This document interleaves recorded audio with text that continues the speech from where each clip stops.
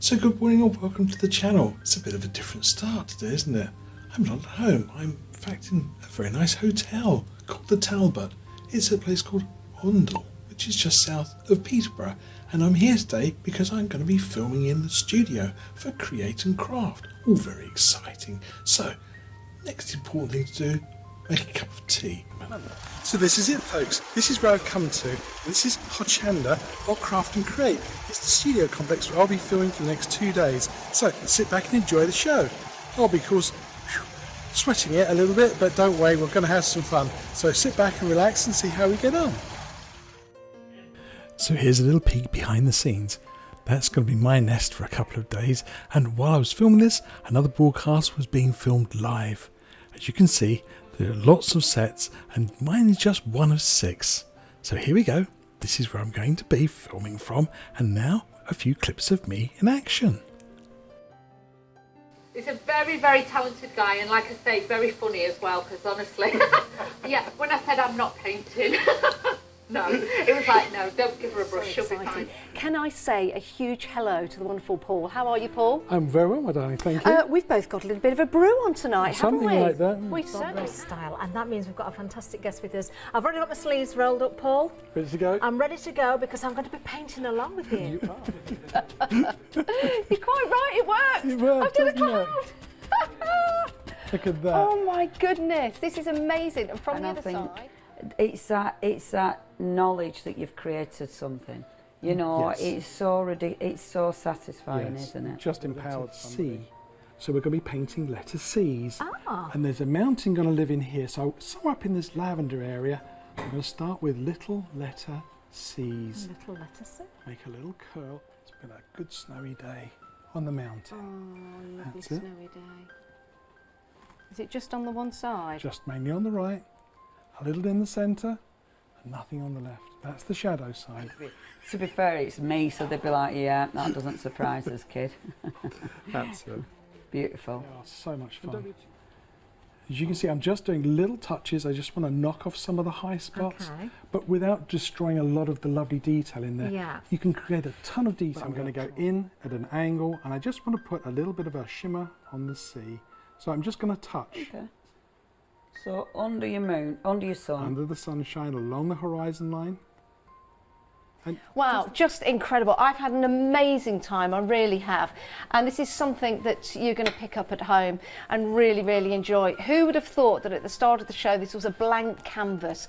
And who would have thought at the start of the show I'd have created something which is, well, it's impressed me. Hopefully it's impressed you guys at home as well. If I... so proud. This number of paints do are really effective. So here's my canvas, 16 inches by 20, and you can see I divided it into 2 panels using some masking tape. One side will be summer and one side will be winter. Now then, let's put some liquid white onto the 2 panels. This is Bob Ross liquid white oil paint, and I want a thin even coat for both sides. I keep it in a small plastic container for ease of application. I can pop that in the freezer to chill it, and it stays perfectly good. As you can see, I'm putting a very small amount on both sides, but careful not to push the paint under the tape. I'm using an old 1-inch brush for this, but I'll actually be using 2 separate brushes for my painting. Note how I carefully brush in from the edges so as not to lift that tape. Now, the important thing to do is to make sure we have the right amount on. And for this, I'm going to use my fingerprints. I want to see just a small amount of liquid white paint, just enough to make my fingerprints show. Here's my palette. There are lots of different colours, including this very runny alizarin crimson. I'll sort that one out in a minute. I have 2 different blues on my palette as well, Prussian blue and sailor blue, one for summer and one for winter. One is warm and one is cool. I have a nice summer brush and I have a nice winter brush. I'll also be using 2 fan brushes, one for each side, and of course a Bob Ross palette knife, which I can use for either side of my painting. Let's start with our summer sky, and for this, some warm phthalo blue. It's a lovely tropical bright blue colour. You see, I've already made a start. I forgot to hit record. Oops. Never mind. I'm just going to crisscross on some colour. And you can see I've marked my canvas. In the corners says S for summer, W for winter. But notice how I let my paint fade as it meets the horizon line. I dropped a couple of pins in either side of the canvas to show you where the horizon line is on both paintings.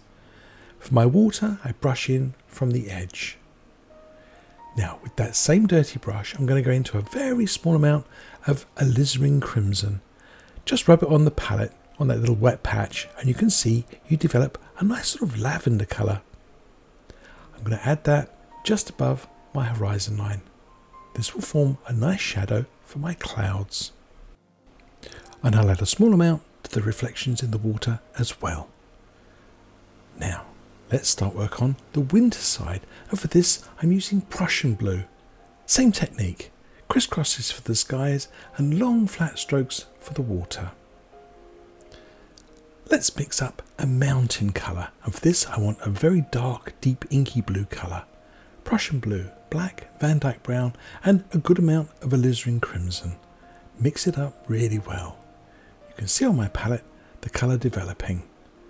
As I said, a nice deep dark inky blue colour. Gosh, I'm getting ahead of myself. I forgot I need to put on some clouds. I've picked up one of my fan brushes and I'm loading it very heavily with titanium white paint. This is for my summer sky, and I want to make sure my clouds look like they go from one side of the painting to the other. I start off by painting little letter C's, C for cloud, and I let the corner of the brush really squeeze against the canvas. That'll be the little silver lining. I don't want to waste the paint, so I use what's left of my brush to fill in the centre of the cloud, but note that I still use the letter C's even from the other direction. Try not to overwork them. There's so much detail in the cloud that is created almost as a byproduct of that little C stroke. Now, let's think about how this cloud would drift across into my winter sky. I switch fan brushes so that if I get some Prussian blue on that brush, it's going to be fine.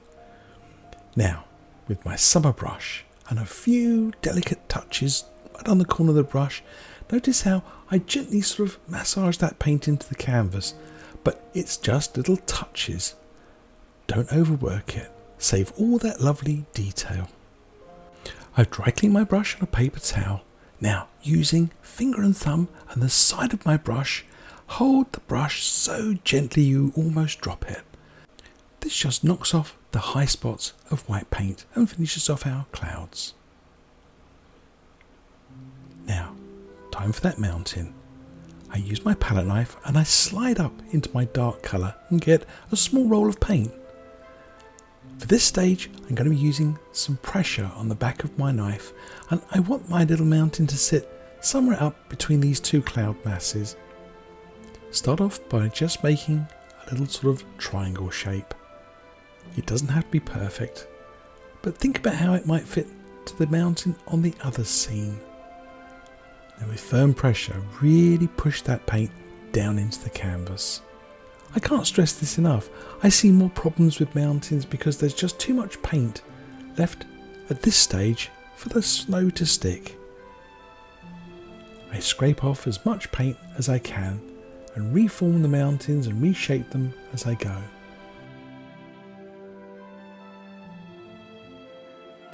I'm going to use the corresponding brush to remove the last of the paint from the base of my mountains. This gets them lovely and dry and ready to add some snow. It also produces a nice misty effect at the base of the mountains.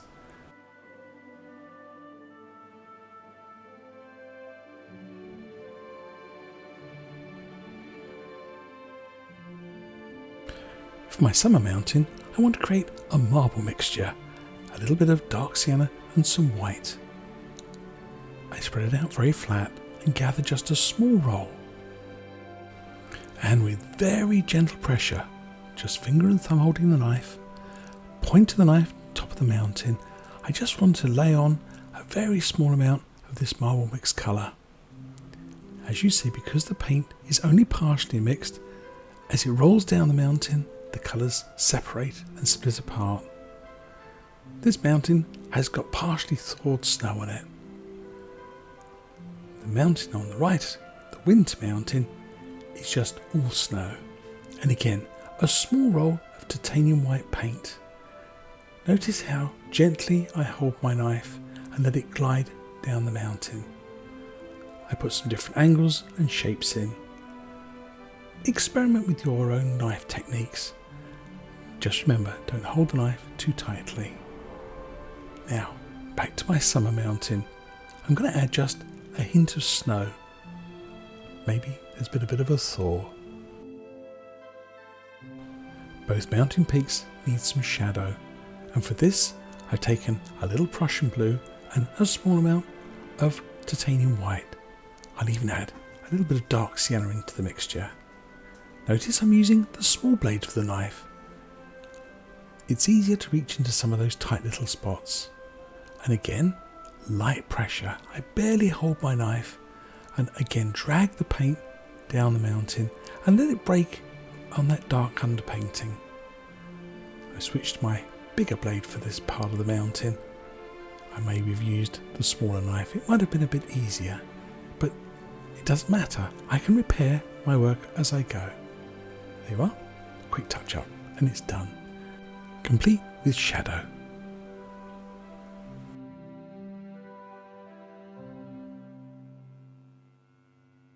I want to enhance the misty effect at the base of my summer mountain. I've picked up just a little bit of grubby titanium white paint on my 1-inch brush and I just want to dab it on the painting. I go in just to the base of the mountains but following the lay of the land. On the snowy mountain side on the right, I add a little more titanium white to the shadow side only, and I've really got enough paint on the right hand side already, so I don't need to do too much on that side. Let's add some foothills to our paintings. For this, on the summer side, I'm going to use that marble mixture with a little sap green. Just tap one into the other, just brush mix them. I'll adjust the colour and make it darker using some of that blue mountain mixture colour.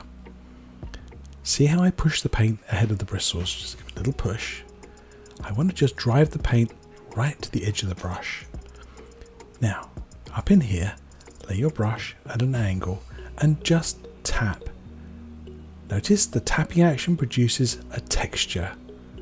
I want this to look like lovely distant hills. I let the paint run out a little bit and I don't worry too much about that hairy edge. I'm going to turn that into a reflection. Notice how I just go in with firm pressure, just push and pull down. Dry clean your brush and then just brush gently across, but don't overdo that step. It can all get a bit blurry otherwise. Now let's darken the colour for the next foothill. More green and more of that mountain colour, and see how I overlap one over the top of the other, and again I pull down reflections. Each step is repeated on the winter side. Ooh, don't forget, brush across. Only one time though. For the mountain side, I switch to my original dark shadow blue colour, and again I think about how one painting would lead into the other. The two seasons must be sort of holding hands. Again, press, pull down and then brush across. Now for some waterlines. I've pulled my titanium white paint very flat and I just tap my knife into that paint just a tiny little bit, and then between the reflections and the land above, just touch, press and let the knife just slide. Try and keep them level. I divided my mountain mix into two portions. For the summer side, I'm going to add sap green to the colour. The other side will just be left dark blue. Now, with my nice summer brush, notice how I pull my brush one direction through the paint, rounded side first. I press it into the paint to get a stippled effect. Now, rounded side to the top. Most important that you have the brush orientated the right way. Now watch. I press and let the brush just explode onto the canvas. It creates this lovely sort of broken edge. Don't let the brush skid though. This is just creating a texture for a little tree or a bush. For some land under that bush, I load my brush the same way as I did for the background foothills. Lay it on its side and just give it a little push. Make sure this is good and dark. On the opposite painting, the winter one, I've loaded my brush the same way. Rounded side first, pulled it through that dark blue colour and laid on some lovely dark texture. Back to my summer painting. I have dry cleaned my brush on a piece of paper towel. This time I'm going to go through highlight colours. These are thin and oily. Rounded side first, of course. And you can see as I push my brush into the paint, it creates a texture. And the tips of my brush have the same points of paint on them. Now, again, rounded side to the top. This time, very gently. Just offer the brush to the canvas. The secret to this technique is that a thin oily paint, like a highlight, will stick to a thick dark sticky paint, like the dark green underpainting. Notice how I build up my bushes in sections, save some dark. They will give your painting a lovely 3D effect.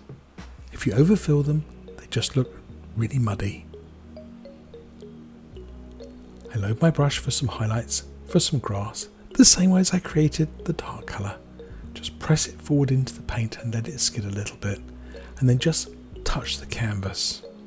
Follow the lay of the land. In other words, follow the direction you think the land is travelling in. This case, slightly downhill to the right. For the snowy mountain on the right, I load my brush through some titanium white paint. Rounded side to the top. Now, here's a thought. The titanium white paint is thick. It's a bit of a contradiction because you'd think snowy white paint would be a highlighting colour and should be thin. But it's left thick and dry, so you can add snow to a mountain. So I added a few drops of liquid white to it to soften it slightly. Again, follow the lay of the land. Let's paint a fir tree on the snowy side of my painting. I've loaded my fan brush with that dark blue colour and I'm going to put it just here through the centre of the painting. I'll paint some green ones on the other side of the tape in a moment. Now let's add some little branches. Position your brush, corner towards the painting, and this time I'm going to press up with the brush. Don't let it skid. Just give it a little push. And you see, it makes a sort of a smile. I tap backwards and forwards across the centre line of my tree. I like to sometimes build up the centre line of my tree first, and then go back over it with some more paint and make my tree a little wider. If you have trouble with trees, you might find this is helpful. It helps you stay a little bit bigger or smaller in size, and they don't get away from you quite so easily. But you decide what works best for you. And of course, every tree should have a little friend. I'll tuck him in just to the side of the main tree. I've switched back to the other side of my painting, picked up my other fan brush, and I'm loading dark green paint onto it. And again, I'll fill in the centre line first. Now stand back and look at your painting. Can you see a problem here? My two trees are equal sized. I want 3 different sizes and one that doesn't really interfere with the top of that mountain on the right. I've made a big one, a small one and a medium sized one. The biggest one taller than the mountain in the background. It helps with perspective. Now let's add some snow to our fir trees on the right. Again, it's not pure white, it's grubby white with a little bit of liquid white in it to make it stick. Again, load the brush well, tip the handle slightly up and gently press on the canvas. I just want to put snow on the tops of the boughs. Don't overdo it. The middle of the tree should remain fairly dark and shadowy. I've added a little Prussian blue to my colour just to make it a little bit more cool for some of the darker shadowy areas on my trees. On the summer tree, I'm going to be putting a little bit of cadmium yellow, Indian yellow and ochre on the edge of my brush. Notice again how I push it through the paint to get a little ridge right on the edge of that brush. And again, light coming from the right, so I want that to be the side that gets most of the highlights. Just as with the snowy tree, don't overdo it. Leave a lot of shadow. It really helps your trees become more three-dimensional. There, I think we're almost done. Last touches. Use the edge of your palette knife and just press into that wet paint and push up. It creates lovely little grasses and fine details that are almost impossible to do with a brush. But don't tell anybody how you did it. It's our secret. And of course, turn the knife on its side and you can scratch into the dark colour some little sticks and twigs. There. Let's do the big reveal. I'm going to pull off the tape on both sides of my canvas to reveal the 2 seasons of this painting.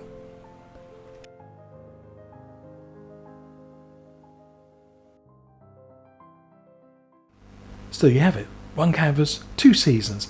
Perfect beginners paintings. And if you like watching this, then this next one is a definite watch as well. Happy painting, people.